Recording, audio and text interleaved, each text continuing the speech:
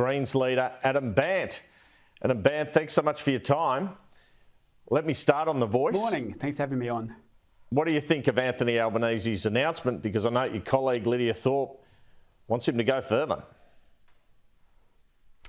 Well, look, it's good to hear this announcement from the Prime Minister in some more detail about something that is obviously a key issue that the government wants to pursue in this Parliament. We look forward now to having discussions with the government about their proposal, why they've chosen the wording that they have, and their discussions that we'll certainly go into with an open mind, because our position, as we set out before the election, is that we'd like to see progress on all of the elements of the statement from the heart, and that includes not just voice but also truth and treaty.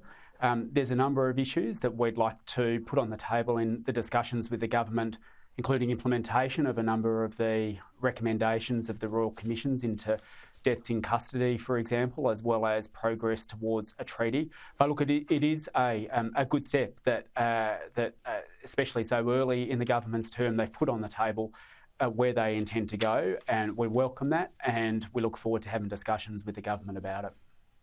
It just seems like there's a bit of a theme early in the life of this government with you having close to the balance of power, Mr. Bandt, which is you want more than the government will do, but what they will give you is much better than the coalition used to do on some of these issues. Is that a fair characterisation?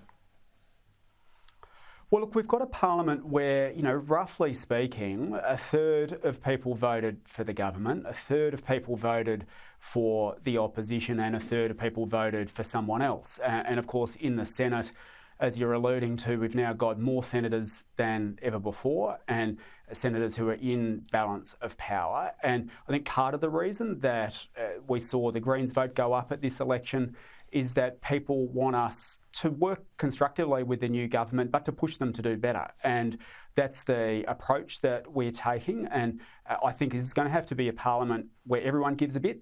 That's the way that we're going to get things done.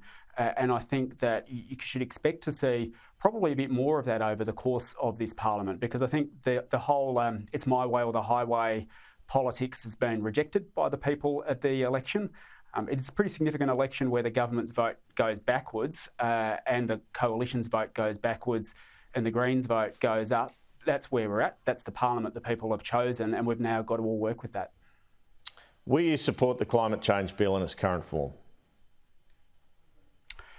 Well, there'll be a vote at the end of this week in the House of Representatives, and my party room has given me authority to have discussions with the government about the bill. Our approach is to, and our preference is to see if we can improve and pass it. Those discussions haven't yet concluded, but obviously there'll be a vote on Thursday, so you can expect to hear more from us between now and then. We've been pretty clear about our concerns about the bill. I mean, aside from the target being very weak and not compliant with the Paris Agreement, we've wanted to make sure that it's a genuine floor, that it's not a ceiling, that there's some teeth in it, and also this question about new coal and gas. And now, and on a lot of areas, the government has made some changes to the bill in the way it's been introduced into the parliament, and they're changes that we welcome. We're still concerned that the government is really keen on opening new coal and gas projects, and even one of those, there's 114 on the books around the country, and even just one of those in the Beetaloo Basin in the Northern Territory would lift Australia's pollution by up to 13%. Now, if on the one hand, you're passing legislation, in the Parliament one week to say, let's talk about cutting pollution by a very low number, admittedly, and then if the next week you start opening up the Beetaloo Basin or any of the other projects, you could blow that target out of the water before the ink is even dry. And so that's something that's of concern to us. But Anthony Albanese says he is not going to back an oil and gas moratorium. So let me put it to you, you won't be getting that. He has said he will not be shifting his 2030 target. So let me put to you, you're not getting that. It seems to me you will pass the bill regardless after trying very hard to get these other measures because they've made 43% a floor. Is that a correct assessment?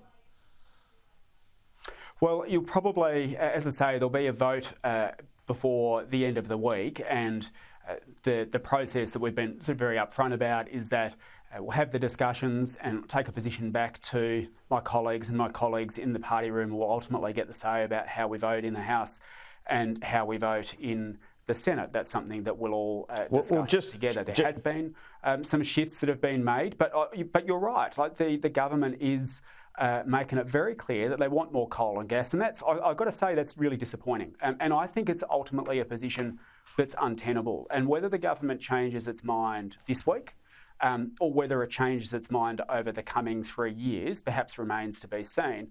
But our Pacific Island neighbours are all saying very clearly, stop opening coal and gas. Australia wants to host a climate summit, which we welcome.